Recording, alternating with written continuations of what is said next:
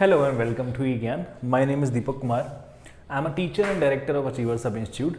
So I am back again with another video, and I will keep the languages both English and Hindi so that students are able to understand the topic clearly. So the chapter which we are starting today is chapter number 2 of class 10th NCERT of class 10th science, that is acid, bases and salts. We are referring the NCERT textbook, है ना, और chapter number 2 है class 10th का acid, basis and salts. तो ये chapter हमें start करना है. तो सबसे पहले चैप्टर स्टार्ट करने से पहले, मेन कॉन्सेप्ट्स की तरफ बढ़ने से पहले, सबसे पहले हम देखेंगे कि एसिड, बेसिस और सॉल्ट्स के बारे में एक ब्रीफ ओवरव्यू हम लेंगे. ठीक है.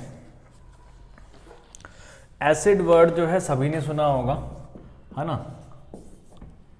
तो एसिड्स की अगर बात करें तो अगर acids are basically sour in taste, अगर टेस्ट की बात करें तो एसिड्स खट्टे होते हैं टेस्ट में, है ना. एंड फिर हमने पढ़ा है कि एसिड जो है there are some naturally occurring like fruits also contain different types of acids. ठीक है.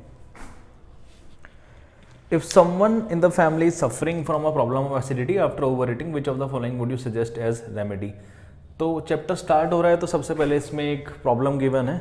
ठीक है. तो इफ्स दे आर आस्किंग, वो पूछ रहे हैं कि अगर जैसे आपने देखा होगा घर में जो एजेड लोग होते हैं या नॉर्मली किसी को भी अगर एसिडिटी होती है तो उनको हम क्या देते हैं, बेसिकली क्या रिकमेंड करते हैं? इनो. देखा होगा, आपने सुना होगा कि जब भी किसी को एसिडिटी होती है तो हम इनो सजेस्ट करते हैं. इनो बेसिकली है क्या? इनो एक बेस है जो एसिडिटी को, हमारे स्टमक में जो एसिडिटी पैदा हुई है उसको वो रिमूव करता है, उसको दूर करता है. ठीक है. तो इस चैप्टर में हम समझेंगे एसिड, बेसिस और किस तरह से एसिड और बेस रिएक्ट करते हैं और एसिड और बेस रिएक्ट करने पर क्या बनता है, ये हम देखेंगे. ठीक है. ठीक है. तो सबसे पहले इसमें हम समझेंगे एसिड की जो प्रॉपर्टीज होती है. एसिड की बात करें तो एसिड टेस्ट में सॉर होते हैं. ठीक है. Bases are bitter in taste. तो नॉर्मल डेली लाइफ में हमने बेसिस के काफ़ी सारे एग्जांपल देखे, जैसे टूथपेस्ट जो है उसमें भी बेस होता है. ठीक है. वो भी बेस की तरह एक्ट करता है. ठीक है. तो अच्छा, एक क्वेश्चन आता है कि हम किस तरह से एसिड और बेस को आइडेंटिफाई करेंगे. हमें अगर आइडेंटिफाई करना है कि कोई सब्सटेंस हमें गिवन है कि वो एसिड है या बेस है, अगर हमें एक टेस्ट ट्यूब दे दी और हमें बोला जाए कि हमें बताना है कि वो एसिड है या बेस है, तो किस तरह से हम बताएंगे? उसके लिए डिफरेंट इंडिकेटर्स होते हैं, है ना. कुछ आर्टिफिशियल इंडिकेटर्स होते हैं, कुछ नेचुरल इंडिकेटर होते हैं.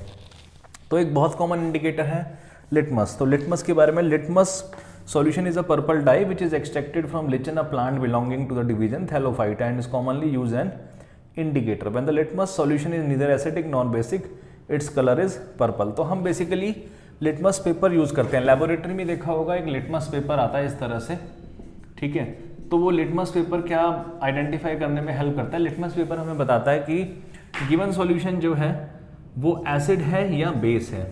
ठीक है. ये हमें हेल्प करता है उसको आइडेंटिफाई करने में. अब कैसे पहचानते हैं कि एसिड है या बेस है?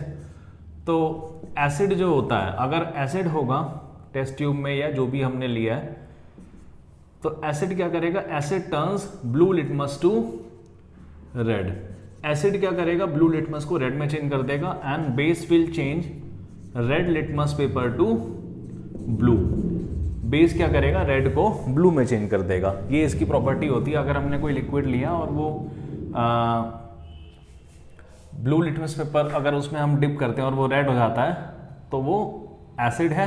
और अगर लिटमस पेपर लेते हैं, ठीक है, रेड लिटमस पेपर लिया है, अगर वो चेंज कर रहा है कलर अपना ब्लू में, तो इट इज़ अ बेस.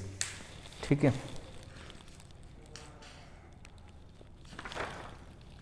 तो इसी तरह से और भी काफ़ी सारे इंडिकेटर होते हैं. टर्मरिक भी इंडिकेटर के तौर पर एक्ट करता है. ठीक है.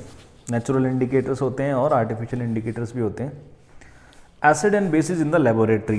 These indicators tell us whether a substance is acidic or basic by change in color.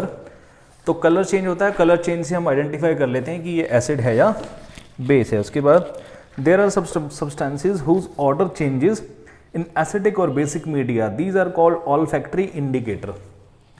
ठीक है,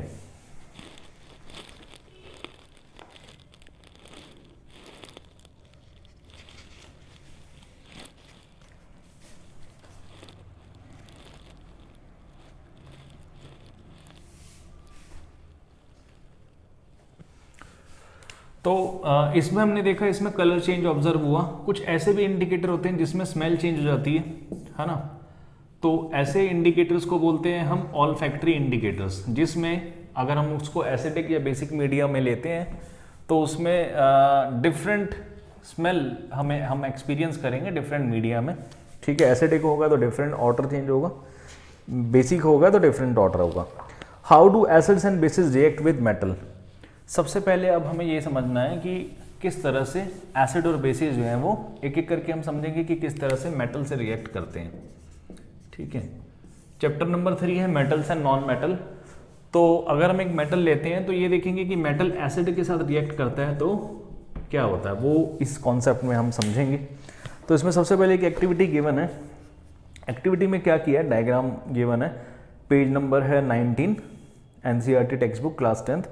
reaction of zinc granules with dilute sulphuric acid and testing hydrogen gas by burning. अब इसमें क्या लिया है इन्होंने, एक टेस्ट ट्यूब में इन्होंने जिंक ग्रेन्यूल्स लिए हैं, ठीक है, और एसिड लिया है डिल्यूट फॉर्म में लिया है एक एसिड को, डिल्यूट सल्फ्यूरिक एसिड H2SO4 लिया, उसके अंदर जिंक ग्रेन्यूल्स डाले हैं, जिंक के छोटे छोटे टुकड़े डाले हैं, और क्लैम्प स्टैंड पर उसको अरेंज करा है, कॉर्क से उसको बंद कर दिया और एक डिलीवरी ट्यूब उससे एम्बीड करी है उसमें, और उसको अलाउ करा है पास करने में। उसको एक डिलीवरी ट्यूब जो है वो डायरेक्टली एंटर कर रही है एक कंटेनर में, जो कि कंटेन कर रहा है क्या, सोप सॉल्यूशन।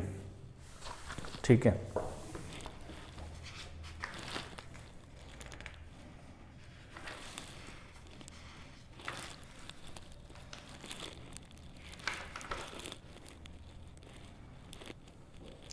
तो इसमें हम क्या ऑब्जर्व करेंगे डायग्राम में, डायग्राम गिवन है पेज नंबर 19 पर। तो हमने क्या ऑब्जर्व करा, जैसे ही ये रिएक्शन होगा, जिंक रिएक्ट करेगा सल्फ्यूरिक एसिड के साथ, ठीक है, तो वो जिंक सल्फेट बनाएगा, जिंक सल्फेट बनाएगा और हाइड्रोजन गैस उसमें इवॉल्व होगी। और हाइड्रोजन गैस, अब हाइड्रोजन गैस तो हमारे आसपास भी है लेकिन विजिबल हमें नहीं है ना। काफ़ी सारी गैसेज है लेकिन gases are not visible to us. ठीक है, तो उसको आइडेंटिफाई करने के लिए we have taken soap solution. Soap solution लेंगे और उसके पास क्या करेंगे, बर्निंग कैंडल लाएंगे। कैंडल को जब उसके पास लाएंगे, यहाँ पर ये सोप सॉल्यूशन है, उसमें बबल्स फॉर्म होंगे, हाइड्रोजन गैस इसमें जब पास होगी तो गैस ऑब्वियसली ऊपर की तरफ उठेगी।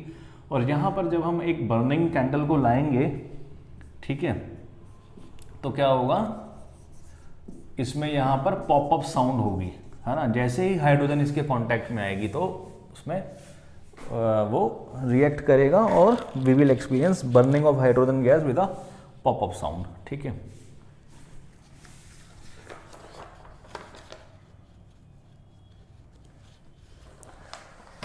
तो इससे हमें क्या इन्फर किया हमने, इससे हमें पता लगा कि एसिड जब रिएक्ट करेगा मेटल के साथ, है ना, कोई भी मेटल हो सकता है, तो क्या होगा, सॉल्ट बनाएगा और हाइड्रोजन गैस देगा। क्या करेगा, सॉल्ट बनाएगा और हाइड्रोजन गैस देगा। ठीक है, अच्छा, फिर ऑब्जर्व करते हैं बेस का रिएक्शन मेटल के साथ। तो इसको एक एग्जांपल से ऑब्जर्व करते हैं। हम एक बेस ले रहे हैं NaOH, उसमें अगर हमने जिंक ऐड करा है तो क्या बनेगा, सोडियम जिंकेट। ठीक है, Na2ZnO2 प्लस हाइड्रोजन गैस, तो सोडियम जिंकेट बन गया। ठीक है, सोडियम जिंकेट बन जाएगा। यहाँ पर इक्वेशन को बैलेंस कर देंगे, हाइड्रोजन 2, इधर भी 2, ऑक्सीजन 2, 2, इक्वेशन बैलेंस होगी। ठीक है, तो इसके लिए भी एक्टिविटी है, एक्टिविटी नंबर 2.4, जो कहती है कि place a few pieces of granulated zinc metal in a test tube, add 2 ml of sodium hydroxide solution and warm the content of the test tube, repeat the rest of the steps as in activity 2.3 and record your observation. तो इसमें भी हमें observation, क्या observation होगी, इसमें भी hydrogen gas evolve होगा, ठीक है, रिएक्शन में सोडियम जिंकेट बनेगा। अब इस कॉन्सेप्ट के बाद आ रहा है कि how do metal carbonates and metal hydrogen carbonate react with acid. यानी कि कोई मेटल है उसका कार्बोनेट, जैसे मैग्नीशियम कार्बोनेट या हाइड्रोजन कार्बोनेट अगर हम लेंगे तो क्या होगा अगर वो मेटल, अगर वो रिएक्ट करेंगे एसिड के साथ, ठीक है।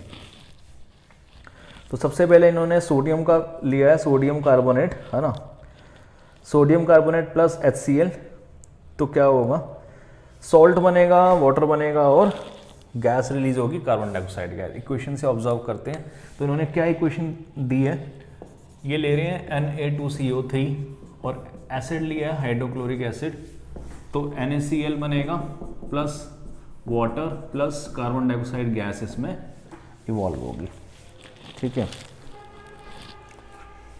सोडियम कार्बोनेट ले लिया, कार्बोनेट का सबसे पहले ऑब्जर्व करा, कार्बोनेट लिया है और एसिड के साथ रिएक्ट करे तो क्या है, सॉल्ट बन जाएगा, सोडियम क्लोराइड बनेगा, water will be, it will give water and carbon dioxide gas will be released, ठीक है।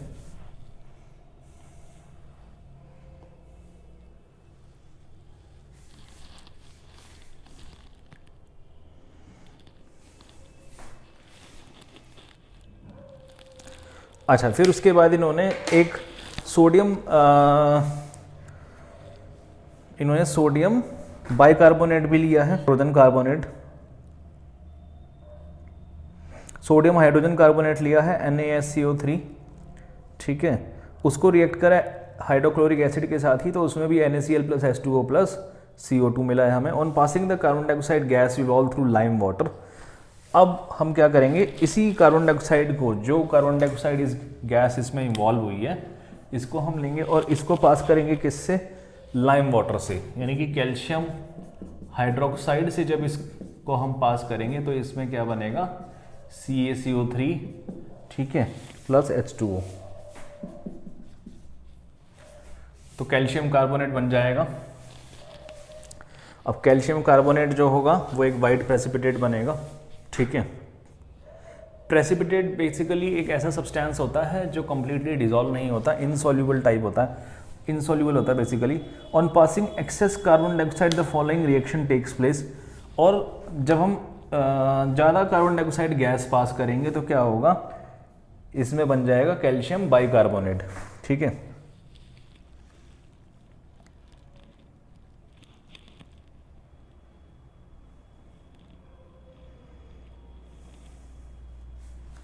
अच्छा, इस इक्वेशन से हमने क्या ऑब्जर्व करा कि जब भी मेटल कार्बोनेट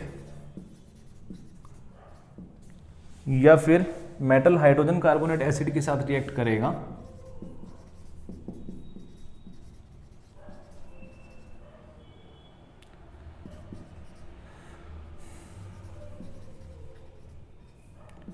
एसिड के साथ रिएक्ट करेगा तो वो क्या देगा, सॉल्ट देगा प्लस वाटर देगा और कार्बन डाइऑक्साइड गैस उसमें इवॉल्व होगी, ठीक है। Salt plus carbon dioxide plus water. अब वो सॉल्ट डिपेंड करेगा कि कौन सा मेटल लिया है ना, और कौन सा एसिड लिया है। How do acid and bases react each other. ये तो बात होगी कि मेटल कैसे रिएक्ट करेगा, मेटल का कार्बोनेट और मेटल हाइड्रोजन कार्बोनेट कैसे रिएक्ट करेंगे एसिड के साथ। अब बात करते हैं अगर हम इंडिविजुअली एसिड और बेसिस को लेते हैं, यानी कि एसिड और बेसिस जब आपस में रिएक्ट करेंगे तो किस तरह का रिएक्शन होगा वो हमें ऑब्जर्व करना है, ठीक है। जब एसिड और बेस का रिएक्शन करेंगे, एसिड बेस के साथ रिएक्ट करेगा, सॉल्ट और वाटर देगा। एग्जांपल से समझते हैं, Na, ठीक है, HCl लिखता हूँ यहाँ पे NaOH बेस ले लिया तो रिएक्ट करेंगे, ठीक है, तो क्या बन जाएगा, Na और Cl, NaCl बन जाएगा, सॉल्ट बनेगा प्लस में H2O, ठीक है, तो ये रिएक्शन होगा।